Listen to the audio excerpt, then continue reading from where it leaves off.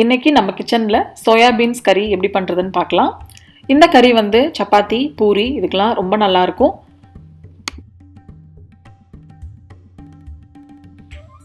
தேவையான பொருட்கள்: soya beans 1 cup, பெரிய வெங்காயம் 1 பொடியாக நறுக்கியது, தக்காளி விழுது 1/4 கப், மிளகாய்த்தூள் 1/4 டீஸ்பூன், மல்லித்தூள் 1 டீஸ்பூன், கரம் மசாலா 1/2 டீஸ்பூன், மஞ்சள் தூள் 1/4 டீஸ்பூன், இஞ்சி பூண்டு விழுது 1 டீஸ்பூன், தண்ணியும் உப்பும் தேவையான அளவு.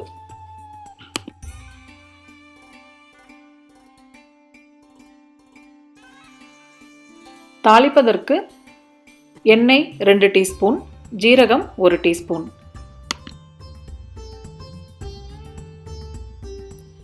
அரைக்க 7 அல்லது 8 முந்திரி, சோம்பு 1/4 டீஸ்பூன். சோயா பீன்ஸை நல்லா கழுவிட்டு வேக வச்சு எடுக்க போகிறோம். நல்லா கழுவுனதுக்கு அப்புறமா நீங்கள் ஒரு பாத்திரத்தில் தண்ணி வச்சு இந்த சோயா பீன்ஸ் அதில் போட்டு கொஞ்சம் தேவையான அளவு உப்பு போட்டுக்கோங்க. இந்த சோயா பீன்ஸில் எல்லா உப்பும் போட வேணாம், ஏன்னா நம்ம வந்து மசாலா சேர்க்கும் போது உப்பு போடுவோம். அதனால் கொஞ்சமாக உப்பு போட்டு வேக வச்சு எடுத்துக்கலாம். நான் வந்து ஸ்டீமர் வச்சுருந்தேன், ஸோ அதில் வந்து வேக வச்சு எடுத்துட்டேன். ஸ்டீமர் இருந்ததுன்னா நீங்கள் ஸ்டீமரில் வேக வச்சு எடுத்துக்கோங்க, இல்லைன்னா ஒரு பாத்திரத்தில் தண்ணி வச்சும் வேக வச்சு எடுத்துக்கோங்க. இப்போது சோயா பீன்ஸ் வந்து வேக வச்சு எடுத்தாச்சு.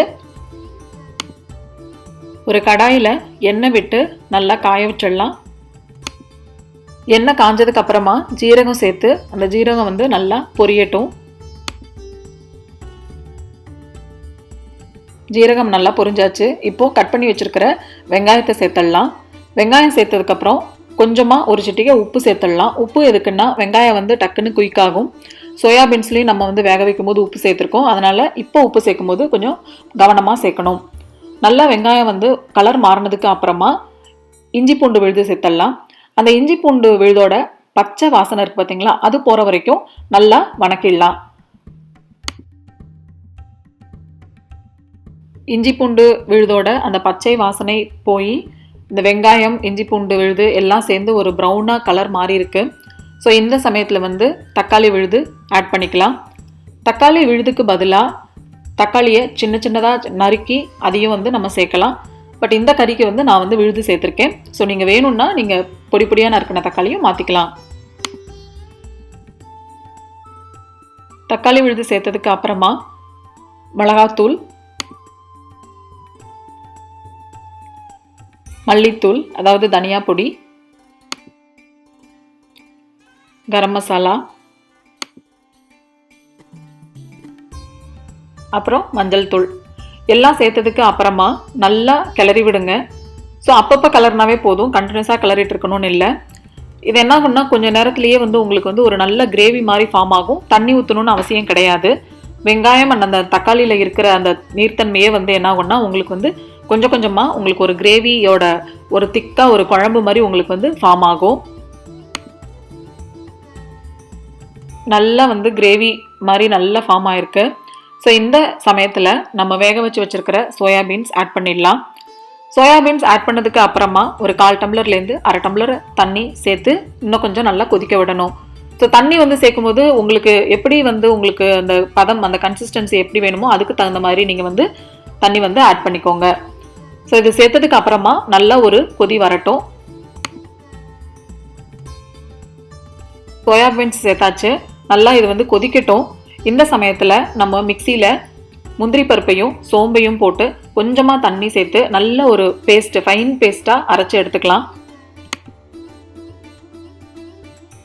முந்திரி விழுது வந்து அரைச்சாச்சு. ஸோ இப்போ நம்ம வந்து இந்த சோயா பீன்ஸ் வந்து நல்லா கொதிச்சதுக்கு அப்புறமா நீங்கள் அரைச்ச விழுதை வந்து ஆட் பண்ணிடலாம். அதுலேயே அந்த மிக்சியில் ஜார்லேயே வந்து இன்னும் கொஞ்சம் தண்ணியும் சேர்த்து நீங்கள் வந்து அதோட அந்த விழுதோடவே சேர்த்துடலாம். ஸோ இப்போ முந்திரி விழுது வந்து நார்மலாக என்ன ஆகும்னு பார்த்தீங்கன்னா உங்களுக்கு வந்து கெட்டித்தன்மை கொடுக்கும் எல்லா கிரேவியுமே. ஸோ இப்போ இதில் சேர்த்ததுனால நல்லா கொதிக்கும் போது உங்களுக்கு வந்து நல்லாவே வந்து உங்களுக்கு கெட்டியாகும்.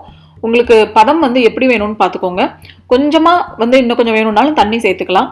பட் இது வந்து சப்பாத்தி இல்லை பூரிக்கு சைட் டிஷ் பண்ணியிருக்கோம், அதனால் வந்து உங்களுக்கு அந்த கறியெலாம் வந்து உங்களுக்கு கெட்டியாக இருந்தால் தான் நல்லாயிருக்கும்.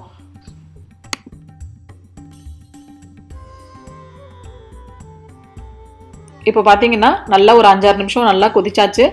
நம்மளோட சோயா பீன்ஸ் கறி வந்து நல்லா இப்போ நல்லா திக்காக ஒரு நல்ல கிரேவியாக பார்க்குறதுக்கே நல்லா கலர்ஃபுல்லாக இருக்குது. ஸோ இதில் நறுக்கி வச்சுருக்கிற கொத்தமல்லி தழை வந்து ஆட் பண்ணிடலாம்.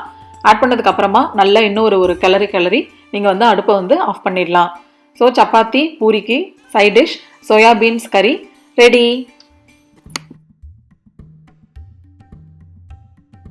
இந்த ரெசிபி உங்கள் எல்லாருக்கும் பிடிச்சிருக்கும்னு நினைக்கிறேன்.